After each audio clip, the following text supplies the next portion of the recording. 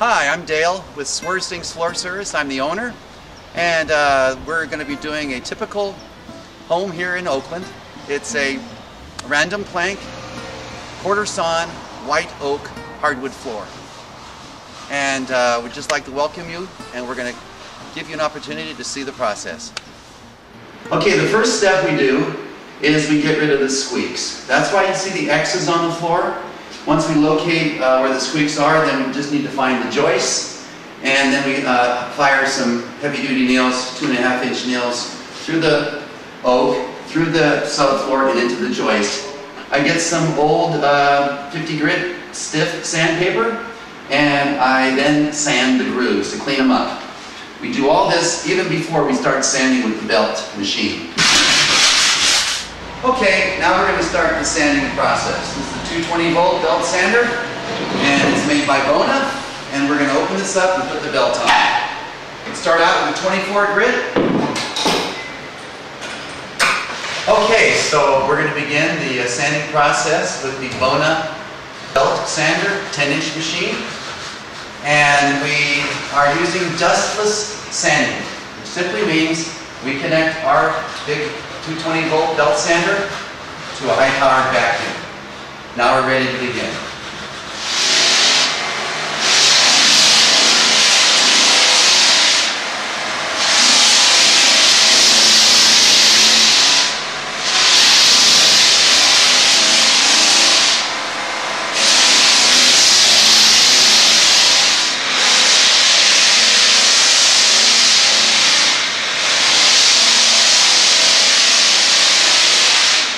So far, as you observed, we started the sanding process, and now we're about to put the stain on. What I've done so far is I've sanded with 4 grades of paper with the belt, then around the edges I used the edger with 4 grades of paper, and we taped off these beveled grooves so that we could put filler over the whole floor after we set about 90% of the nails. So then we took the tape off and we continued sanding, and then after that I rotary sanded it, vacuumed, and now we're ready to put on the stain. We are about to start applying the stain. This is a quick dry sealer, and I've mixed it about 95% sealer and about 5% stain. And that's how we're going to get the look. I'm just going to apply the sealer with the stain mixed in, let it dry, and tomorrow I'll lightly sand it, vacuum, tack cloth, and then first coat of finish. In the end, it's going to have 3 coats of a commercial grade, 2-component waterborne urethane.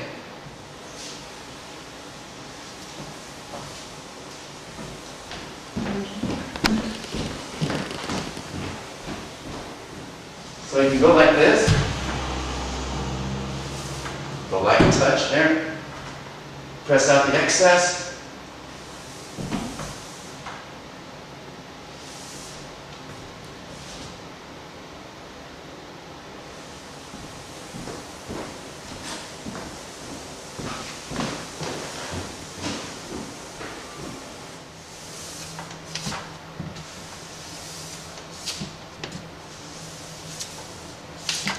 How's that look?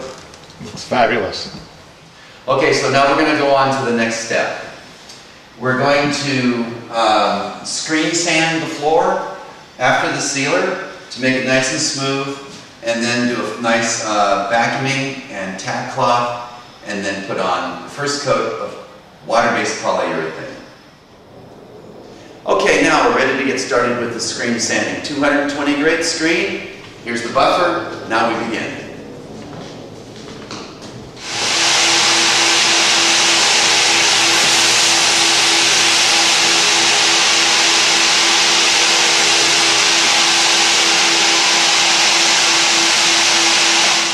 Okay, so before we begin to put on the first coat of urethane, we have to do a very thorough job of vacuuming, very thorough, dust-free, before we apply the finish. So we have a nice, very strong vacuum, vacuum the edges with a wand, and then we go down the center, all the open areas 2 times to make sure we got all the dust off.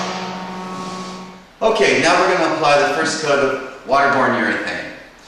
The floor has been thoroughly screened and vacuumed. The urethane has been mixed. That means I added a catalyst to it. I've got my tools all ready and cleaned up and ready to go. I've got a little paper towel in my pocket in case I need it. Now we're ready to start. So, water base, the good stuff is $90 a gallon, is going to be harder than oil base, and it's not going to lose its clarity. So I prefer water-based finish. It's less toxic, it's easier to apply, but most of all, it is significantly stronger than the oil-based product. So I had a great experience, and as you can see, the floors look fantastic. I don't even want to put rugs down on them, they look so good. And I highly recommend Dale for your floors as well.